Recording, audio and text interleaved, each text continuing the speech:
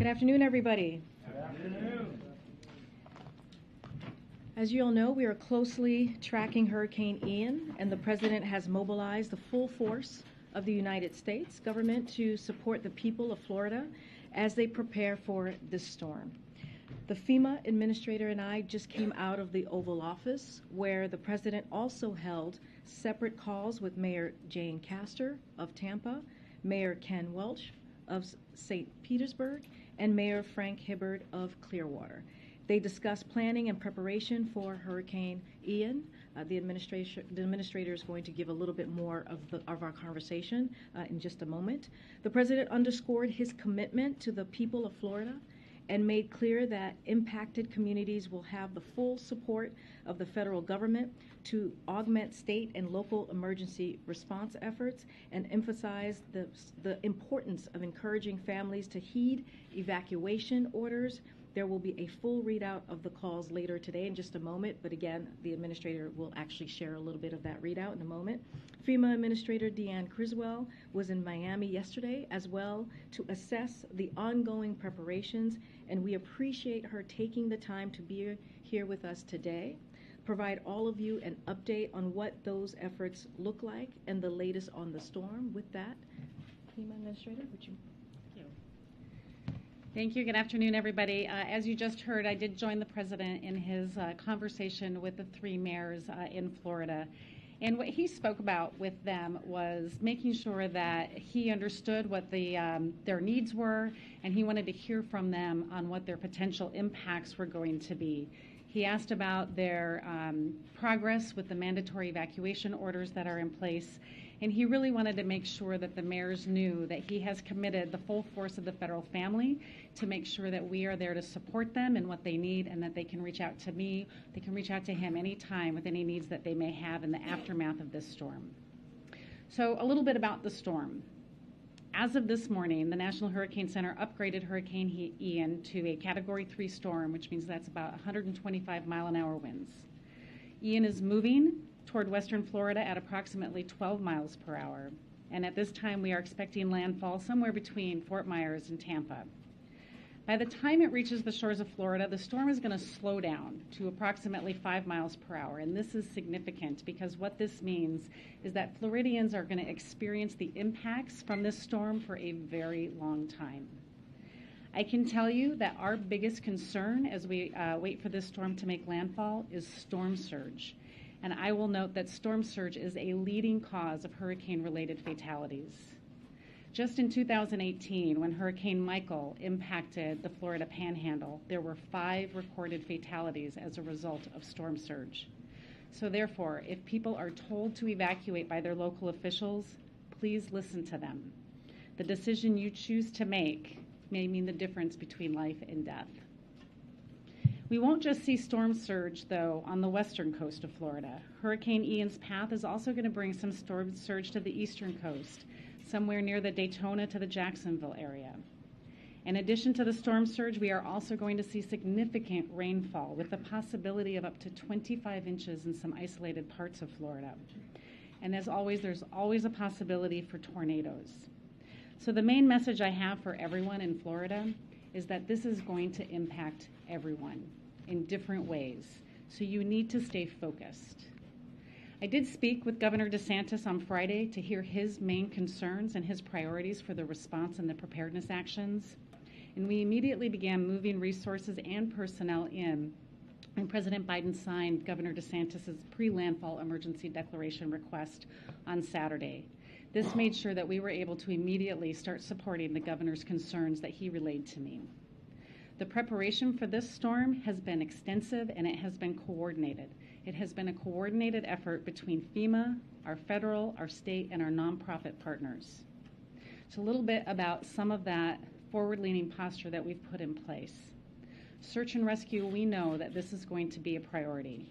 We have established a search and rescue coordination group that's going to be in Miami, and it includes members from FEMA's urban search and rescue teams, the Coast Guard, the Department of Defense, the Department of the Interior, as well as the state of Florida. These teams are going to coordinate search and rescue efforts by land, by air, and by sea.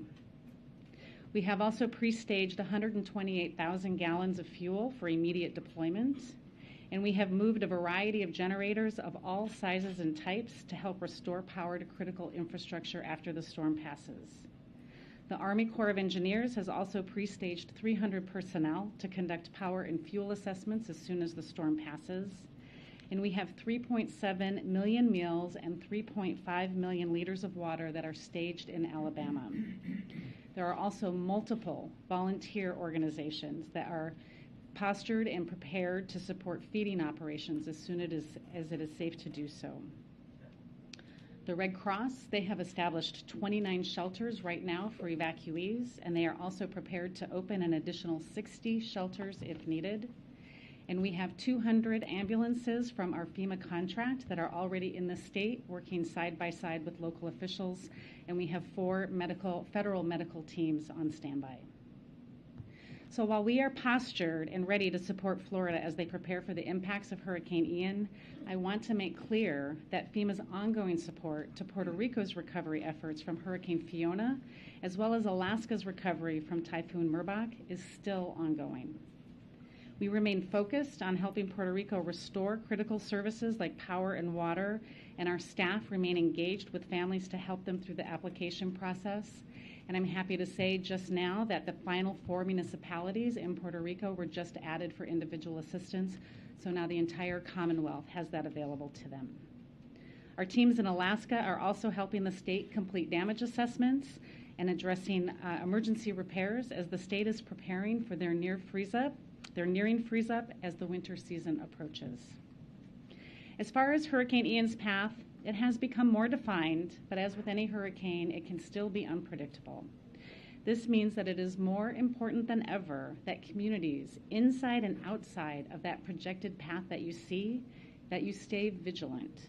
And so my message to those who may be watching at home, get ready and do not underestimate the potential that this storm can bring. Know where you are going to get your information.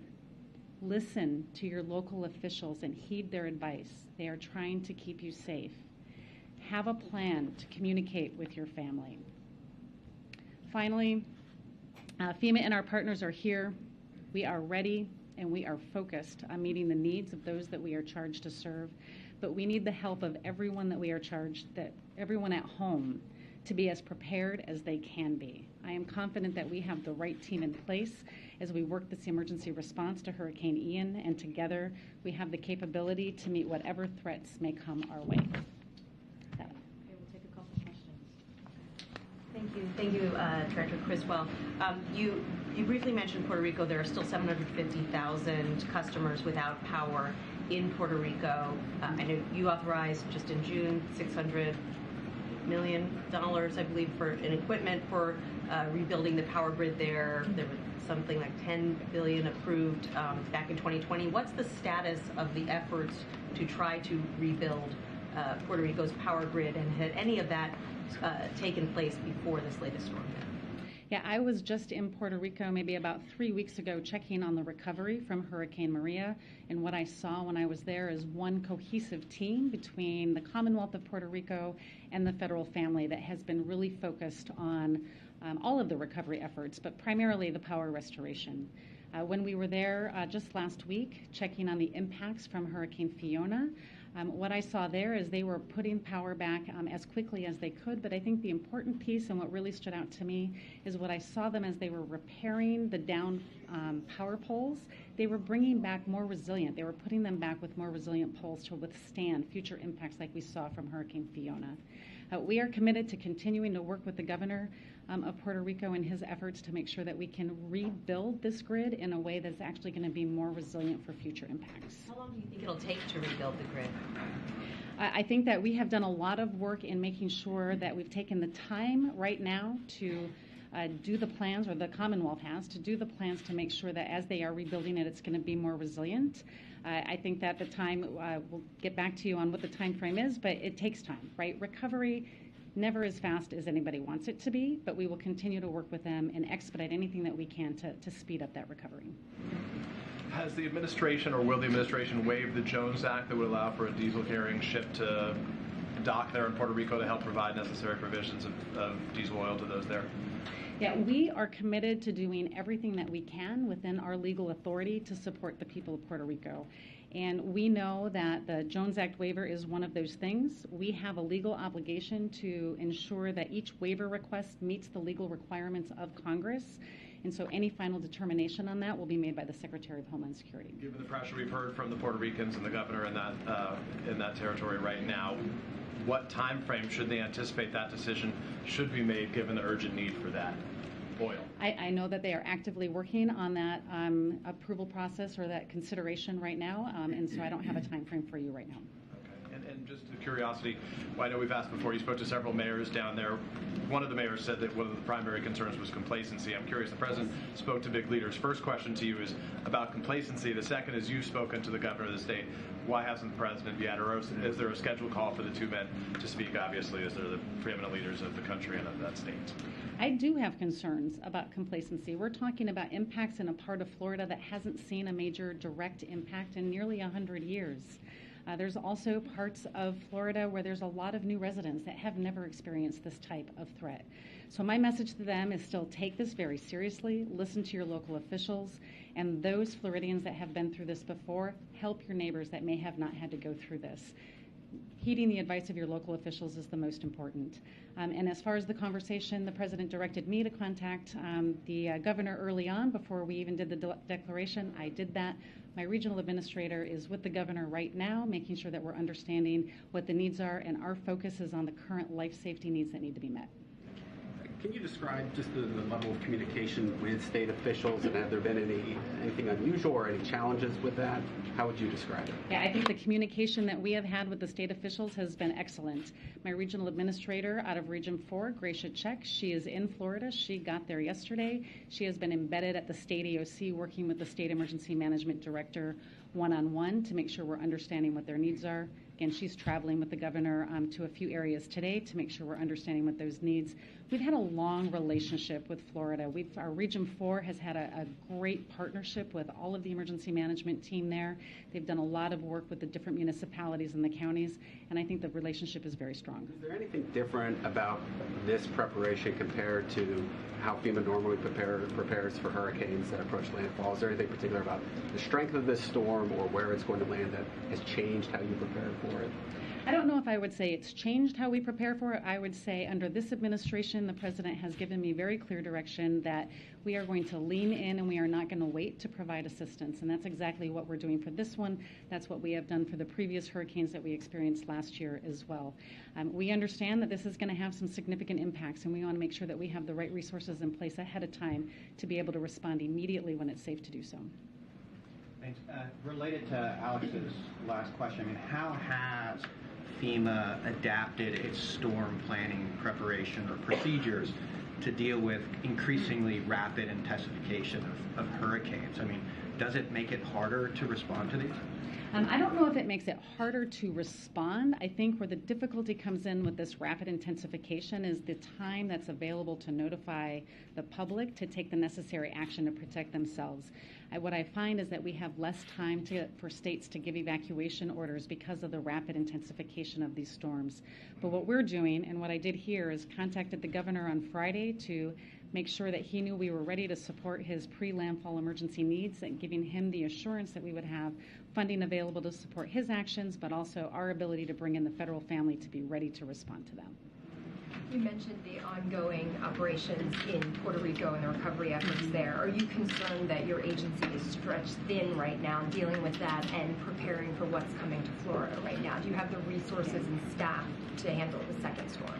So we do have a lot of events that are going on right now. We're still supporting the recovery in Kentucky, and we're supporting the current recovery going on in Puerto Rico. We have a very talented and dedicated work staff, team of emergency managers, and we have enough people right now to come in and support the response for this, and then we will work to identify what the recovery needs are once we understand what the damages are. But we are more than postured to be able to support this response. We heard the president say last week that the federal government will cover 100% of the recovery for the next month in Puerto Rico. Do you have an estimate yet ballpark of what that's going to cost for Puerto Rico? I don't have that estimate yet, but it covers all of the different emergency protective measures, debris removal. There was a significant amount of debris removal that needed to take place. You have their overtime costs that they may have incurred over that. As far as a dollar assessment, I don't have that yet. No dollar assessment yet. I don't have it yet. We can certainly see if we have a better estimate and get back to you. Just to follow up. I just I'm sorry.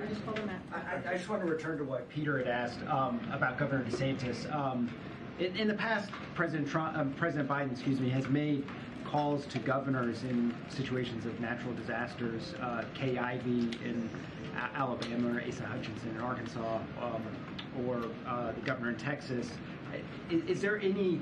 Can you articulate, I guess, how those determinations are made and why it hasn't been made in this case to have the president call the governor? Yeah, the president is very focused on making sure that the federal family has the right resources available to support this. That is why I contacted the governor right away, and we have a team of my senior leadership that are embedded with the governor to make sure that we're supporting that. Our focus today is making sure that we have the right measures in place to support the life-saving activities that need to happen. Any conversations afterwards will need to be, we need to see what the damages are. But he's made conversations with the mayors, so is there any reason why not the governor? Again, we have a strong team that's in place supporting the governor right now, working side by side with him and his staff. We'll continue to stay engaged with him. Go ahead. Just a follow-up to that. Normally, presidents call governors or the governors call presidents, but the only thing that really, during hurricanes, the only real question I really want answered is it in any way the fact that they haven't talked? Is there any way that it's impeded efforts for the federal government or FEMA to implement plans in Florida? And if so, what would they be? No, we are very focused on what the needs of Florida is right now. We do not bring politics into our ability to respond to these disasters. We are going to support whatever Governor DeSantis asks of us. We signed his emergency declaration within hours of him sending it in. We'll continue to do that as we see what the impacts of the storm are. So the communication between the president and the governor has no impact on how you all operate? Zero. Just on the trajectory of the storm, I know you said that you expected to make landfall somewhere on the West Coast. Is there an expectation that that could change in the coming, day or two? And if it were to make landfall somewhere else that isn't the area you described, what steps would need to be taken in order for those resources, I guess, to get quickly moved to other areas? And is the agency preparing for that? Yeah, I think that's an important question, right? We have a tendency to really focus on the cone and where it's going to make landfall. But as I talked about in my remarks, we are going to see impacts across the state of Florida, whether it's inland flooding from the large amount of rain that we're going to see, tornadoes and tornado watches that we may see in the southern part of the state later today, to the storm surge and the hurricane force winds that may impact the communities near landfall. We are postured and we are moving our equipment in a place that can support all parts of Florida because we know that there are going to be impacts across the state. And just in terms of the agency's resources, FEMA has obviously been involved in working with the issue of influx of migrants across the country. Has that in any way put a strain on the agency and its resources and personnel, or do you at this moment feel like you have what you need to do that as well as natural disaster relief work? Yeah, the resources that we are providing to support the influx of the migrant flow is through a program called our Emergency Food and Shelter Program. It's a reimbursable grant program, and that's the main source of our involvement right now. When you talk about complacency, what are you concerned about? Are people refusing to heed evacuation orders? Yeah, what I worry about when I think about complacency is that if it's been a near miss in the past, they feel like they can just ride this out. I've been through this before, and I've had no issues, and so I can do it again.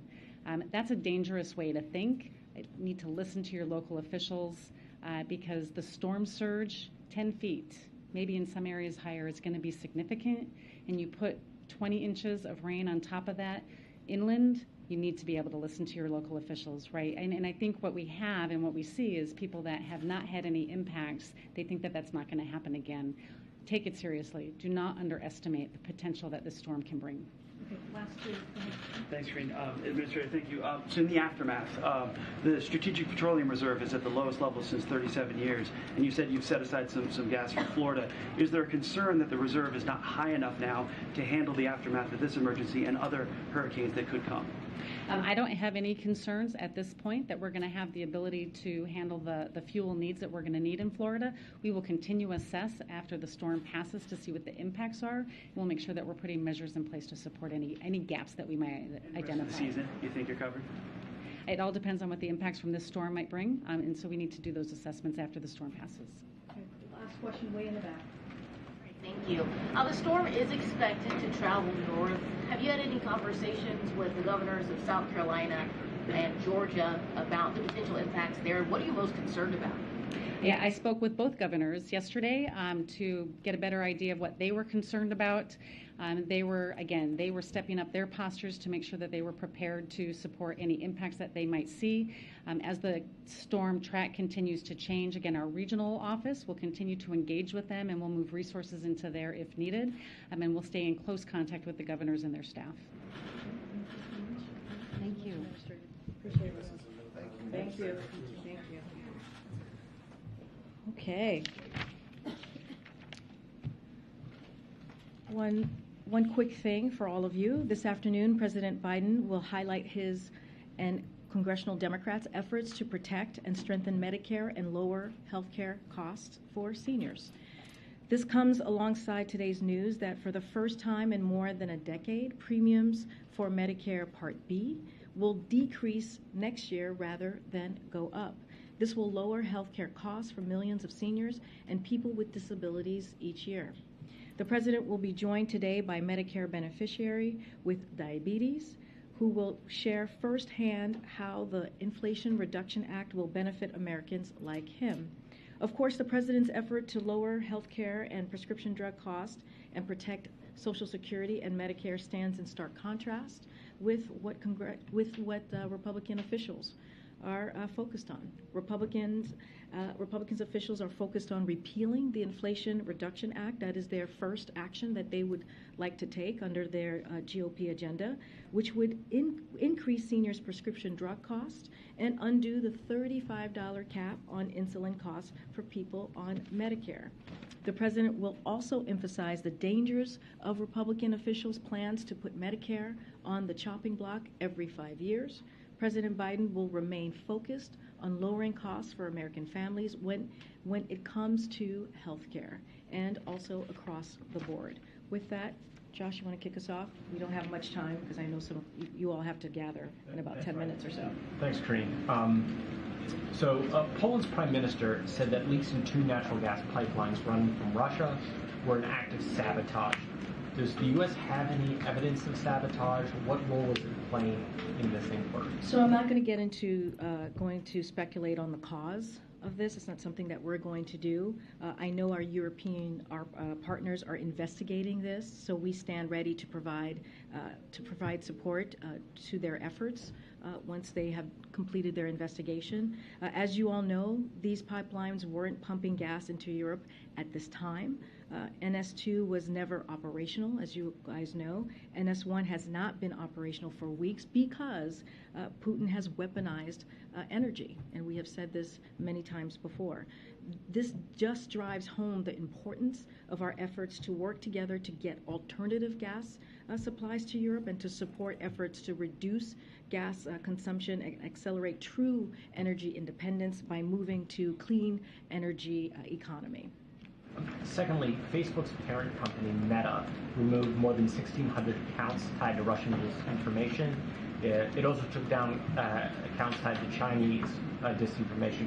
Does the U.S. believe that Facebook is effectively, incredibly policing its own network? So we'll say first that that we are confident in the integrity of our elections here. The U.S. government has been the integrity of the elections. The U.S. government has been focused on identifying and exposing foreign influence efforts and information operations. For instance, just a few weeks ago, the U.S.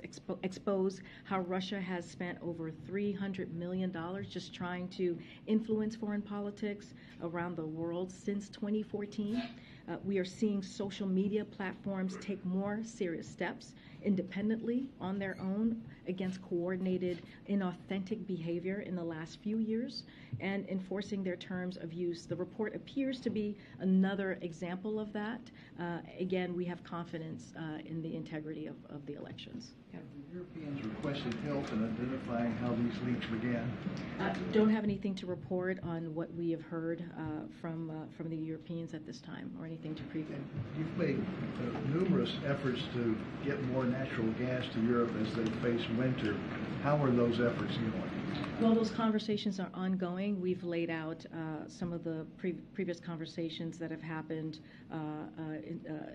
recently. I don't have any more to update on where we are, but we find it to have been successful in trying to diversify the energy supply, and we will continue to assist our European partners. Just on the Puerto Rico Jones Act question that was asked before, does the president himself currently have a thought on whether a waiver could be issued for this specific situation? So when it comes to this specific situation, look, we're committed to, again, doing everything that we can within our legal authority to support Puerto Rico. That's basically what the administrator said, and that is our number one focus, to get them what they need and to get them back on track. And so we're going to, as a federal government, we're going to continue to give those resources. The Biden administration is closely evaluating any waivers requests that come in, including this particular one, as Criswell said while she was just here, and to make that final determination. But that is going to be made by the Homeland Security, and so we'll leave that up to them. But again, we're going to evaluate every one of them very closely. Just on a separate matter, just the reports of men in Russia trying to flee the country. There are even some reports of people trying to harm themselves physically to try to avoid conscription. I know the White House has drawn a distinction between the Russian government and the people of Russia. Does the president have a message to some of these men who are sort of desperately trying to flee the country? Is there anything that you would say to them? So, I mean, we've spoken about this a couple of times, and look, we are seeing protests in the streets of Russia. We are seeing people sign petitions, and I think the message that they're sending to us very clearly is that this war that Putin started, this war that was started by the Kremlin, is unpopular.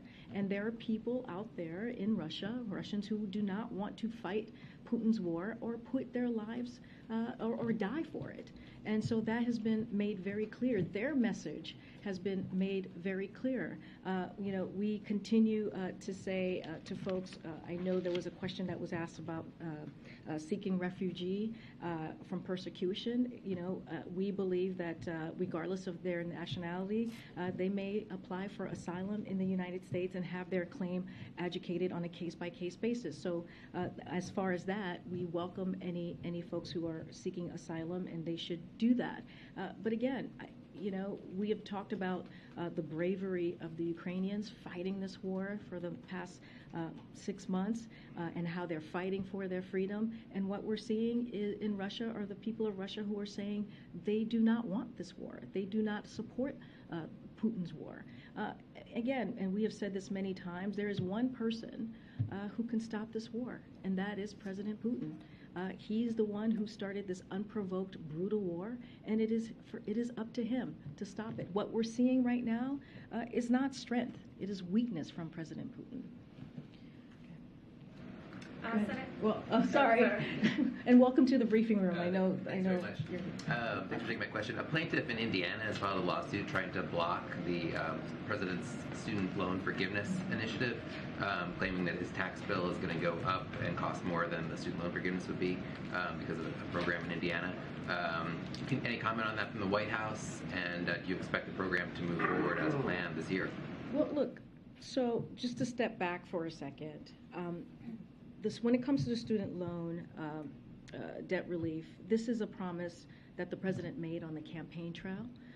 And this is an opportunity that the president saw to give American families out there a little bit of a breathing room. You hear him say that often. You might hear him say that in just a little bit, how he has worked towards to make sure that the economy works for everyone and not to leave anyone behind. And so when you look at the student loans relief program, it is going to help tens of millions of people. It is going to help 90% of folks who are on that program are making under $75,000 a year. So look, we want to be really clear here. Opponents of the Biden-Harris administration student loan plan are trying to stop it because they know it will provide much needed, again, relief for working families. Anyone who does not want to give that debt relief can choose to opt out. It's something that they are able to do. But again, the Department of Education website will provide more detail, as you're asking if it's going to move forward, on information about how the program will work before it launches. But the bottom line is this: no one who does not want debt relief will have to get that debt relief. So folks have an option to opt out. But again, this is going to help tens of millions of Americans who now are going to be able to put money down to maybe buy a house or to start a family, and that matters. Thanks, Karine. How heavily are labor union support for the Jones Act weighing on the administration as it decides whether to grant a waiver for ships around Puerto Rico? Look, this is a legal authority that we are following. We're going to evaluate each case, and so again, this is what we're going to lead with. Is not what from what others may be asking. It's what we can do from our point of view, and from the way that we are able to do, again, in a legal way. On the Medicare announcement, the cost is actually, the premium cost last year went up because of the federal government's plan to purchase this Alzheimer's drug that turned out to be not quite as effective as people thought.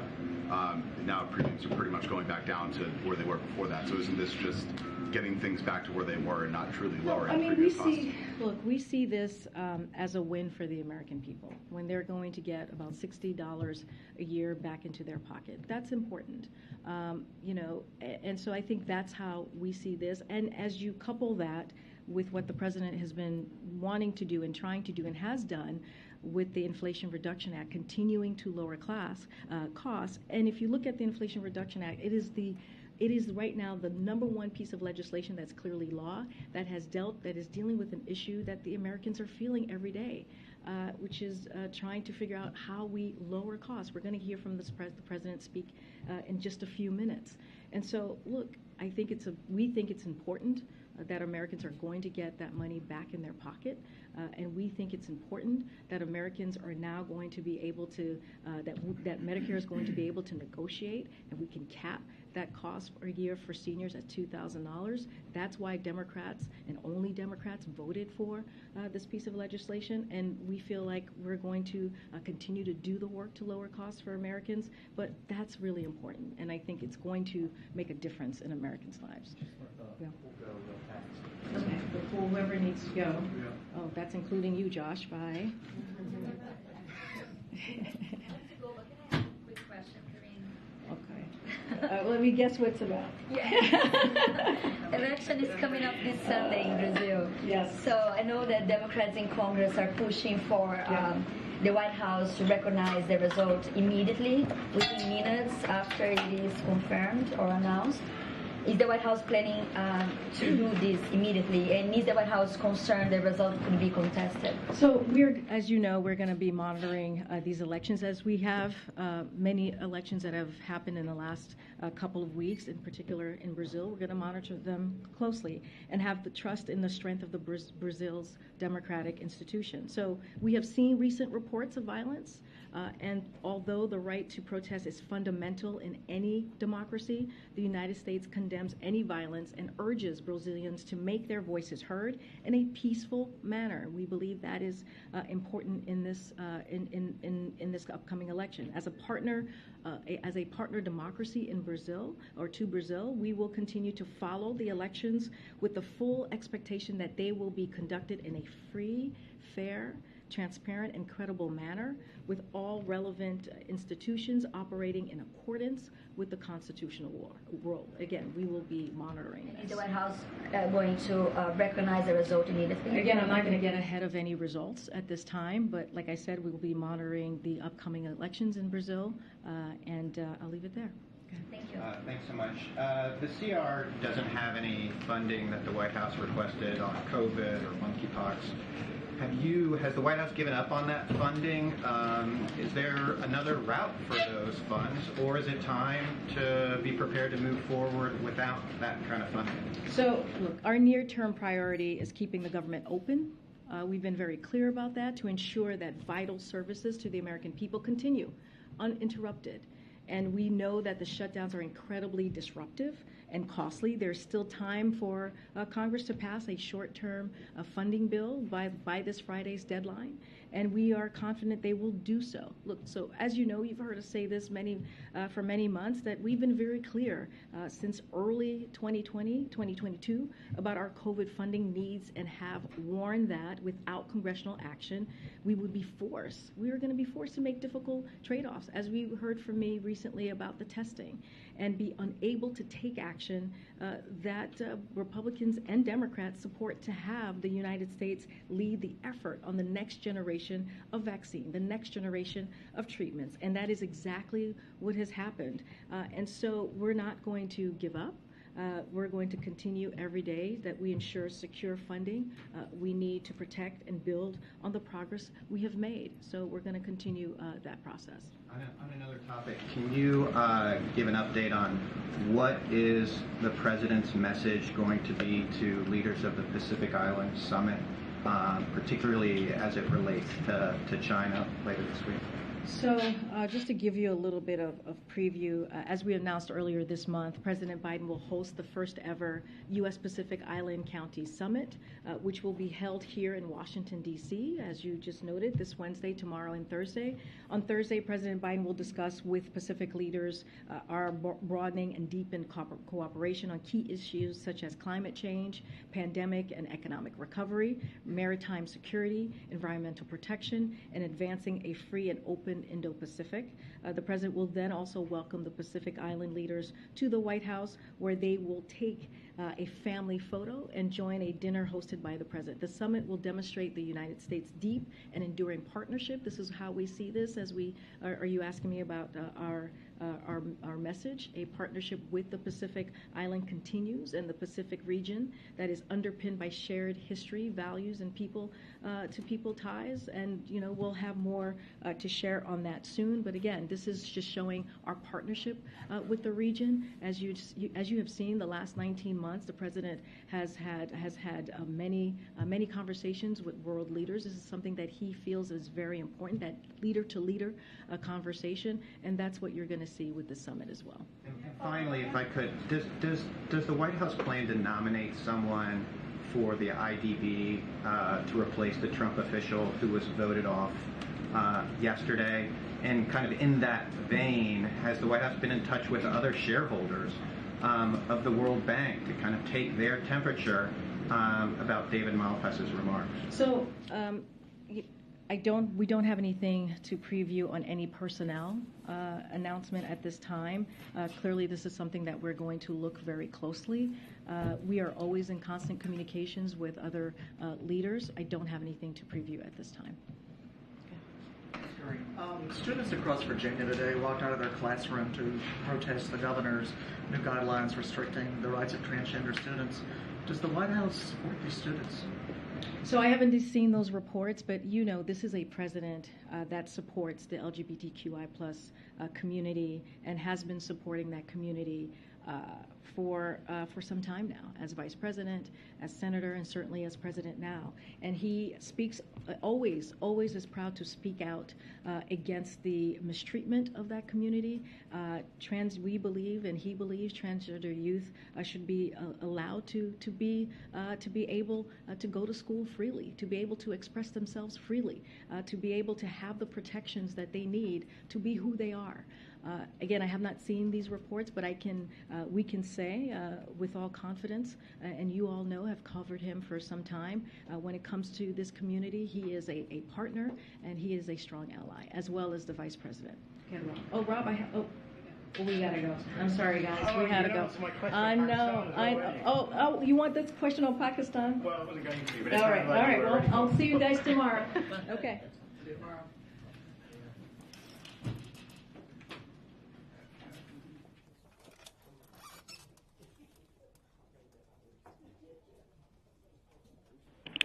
Please gather now at the Palmer